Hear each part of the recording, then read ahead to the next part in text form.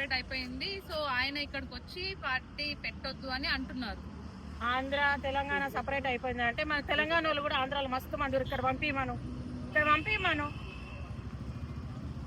ఇప్పుడు ఉన్నోళ్ళు కానీ ఓడిన వాళ్ళు కానీ గెలిచిన వాళ్ళు కానీ తెలంగాణ రాసి పెట్టుకురా కొని పెట్టుకురా ఏమన్నా ఎందుకు పెట్టే హక్కు ఉంది ఆయనకు పెడతాడు. మీలాగా మోరీలు సాఫ్ చేయకుండా రైతులు పండించిన పంట కొనకుండా మూలకలు ఎత్తుతున్నాయి వర్షాలకి. నిరుద్యోగులకి ఇప్పటి వరకు నోటిఫికేషన్ లేదు. ఇప్పటి వరకు అదేదో వాళ్ళ రాష్ట్రంలోనే రైతుల దగ్గర కొనొచ్చు కదా, అదే ప్రభుత్వము ఇక్కడ వచ్చి అడగాల్సిన అవసరం ఏముంది, వాళ్ళ సమస్యనే ఎక్కువ ఉంది కదా అనేసి అంటున్నారు. ఎవరిని? పవన్ కళ్యాణ్ గారిని. ఇప్పుడు ఆంధ్రాకి తెలంగాణకి చాలా తేడా. ఆంధ్రాకి తెలంగాణకి వాళ్ళు మరీ ఇంత దారుణంగా అయితే లేదు కదా. ఎంతసేపు ఉన్న రైతే రాజు ఏడంగా రాజు అయిండు రైతు చెప్పురే. ఏ నుంచి అయిండు? మొలకలు ఎత్తి మోర్లలో పోతున్నాయి, నీళ్ళలో కొట్టుకుపోతున్నాయి పండించిన పంట. ఎవరేం ఉద్దారకం తెలంగాణ ఎప్పటికీ బాగుపడదు తెలుసా. బాగుపరచారు, ఎవరు బాగుపరుస్తారు? ఎవరి స్వార్థం వాళ్ళే చూసుకుంటున్నారు. నిరుద్యోగులకు ఇప్పటి వరకు నోటిఫికేషన్ వేయలేదు. మేము రానియం అంటే ఎవరేం కొనుక్కు పెట్టుకోలేదు. అందరికి హక్కు ఉంటుంది. వీళ్ళు ఆంధ్రాలో పెట్టవచ్చు, వాళ్ళు తెలంగాణలో పెట్టవచ్చు, దాంట్లో తప్పేముంది? అంటే ఇప్పుడు బీఆర్ఎస్ పరిపాలన కూడా మంచి పనులు జరగలేదు అంటారు. నేను జరగలేదు అనలేదు, జరిగినాయి. కానీ ఎంతమంది ఉద్యోగాలు ఇచ్చిర్రు, ఎంతమందికి ఇచ్చిర్రు? తెలంగాణ కోసం ఎంతో మంది కష్టపడ్డారు. ఎంతో మంది వాళ్ళకి ఏమైనా సాయం చేసిరా? ఇవాళ మీరు ఎంతసేపు ఉన్నా కానీ ఆ పార్టీల నుంచి బిక్కొని ఈ పార్టీలకు పెట్టుకున్నారు. ఎంతోమంది కష్టపడ్డారు తెలంగాణ కోసము. ఏ ఒక్కరికైనా ఉద్యోగాలు ఇచ్చిన పాపన పోయిరా, లేకపోతే ఇల్లులు ఇప్పించిరా, ఫ్లాట్లు ఇప్పించిరా, ఏం చేసిరు? ఒకరు కష్టపడితే తెలంగాణ రాలేదు. అందరం కష్టపడితేనే వచ్చింది తెలంగాణ. ఇప్పుడు ఇన్ని పార్టీలు ఉన్నాయి కదా, ఇవన్నీ కాదు అని బీజేపీ పార్టీ కూడా ఇప్పుడు హైదరాబాద్ లో పెడదాం అంటున్నారు. దాని గురించి ఏమంటారు? అందరం సీఎంలే, ఓట్లేసిన వాళ్ళు ఎవరో చూసుకోవాలి. ఇక అందరు సీఎంలే. నేను కూడా 4 రోజులు జైలుకు వేస్తే నేను కూడా పార్టీ పెడుతున్నాను. అందరం సీఎంలే. మరి ఓట్లేసిన వాళ్ళు ఎవరో ఇక తెలియాలి. ఓయమ్మ ఇన్ని పార్టీలా జైల్లో కోతురు, బయటకు వస్తారు, పార్టీలు పెడుతురు. అంతే, కామన్ అయిపోయింది. వాళ్ళకే మర్యాద ఎక్కువ ఉండేది జైలు పెట్టలేగా.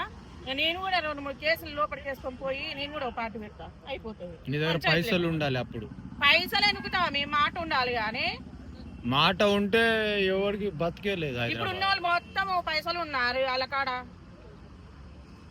ఈ పదవి ఇస్తా ఆ పదవి ఇస్తా అంటున్నారు, ఆశ పెడుతున్నారు, గెలుస్తున్నారు.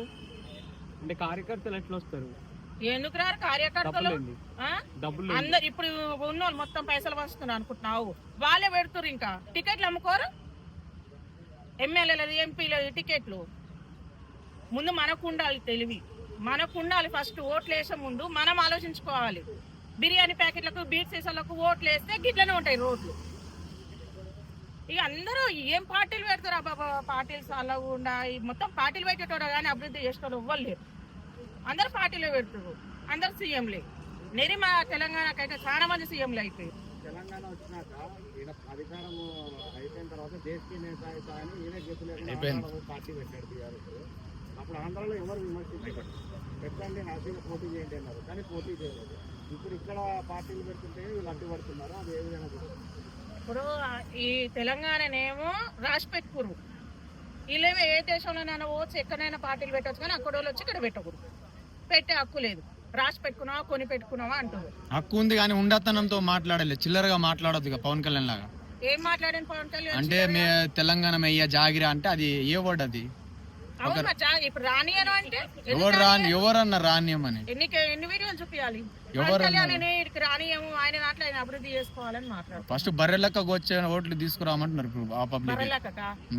ఇప్పుడు అంట్లు తోముకుంటుంది పోయి, బర్రెలక్క పోటీ చేసి అంట్లు తోముకుంటుంది పోయి. బర్రెలక్క గురించి మాట్లాడుతున్నాం అంటే బర్రెలక్కకు వచ్చినంత ఓట్లు బి రావు పవన్ కళ్యాణ్ గారికి. ఆ తెలంగాణలో మొన్న పోటీ చేసినప్పుడు అది బి రాలే కదా. రావు ఆయనకి, చేసిండుగా మొన్న. రావు ఆయనకి, పాపం ఆయనకేదో వస్తాయి. మొన్న చేసినమ్మా 300 కుక్కలు వస్తాయి కానీ ఆయనకు ఆయనతో కూడా రాని ఆయన సీఎం అయ్యిండా. కూకట్పల్లిలో 42,000 ఓట్లు పన్నాయని చెప్పండి. కాదన్నా, ఈయన పోటీ చేసి ఈయనకన్నా ఓట్లు పడతాయి కానీ ఆయన పడవు.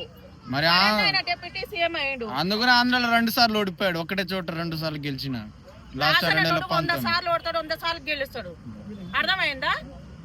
ఇప్పటి వరకు నేషనల్ పార్టీయే కదా కాంగ్రెస్ పార్టీ, నేషనల్ పార్టీయే కదా. మరి ఇప్పటికి బీజేపీ గెలుస్తుంది ఏంది?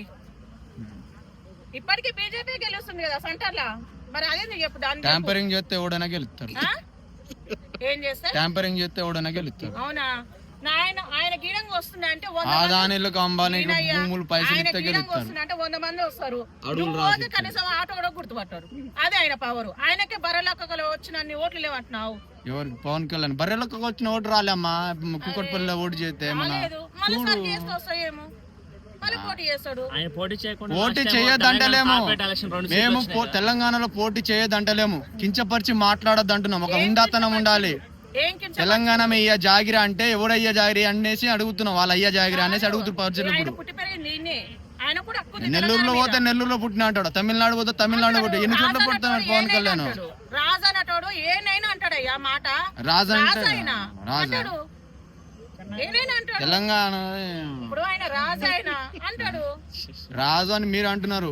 ఆంధ్రలో రాజు అని మీరు అంటారు. ఆంధ్రప్రదేశ్ లో ఏమంటున్నారు తెలుసా? తెలంగాణ చంద్రబాబు దగ్గర ఏమంటారు, అది ఏ ఊడియం కాదు, అది ఏమంటారు. అది కూడా సగ తెలియదా?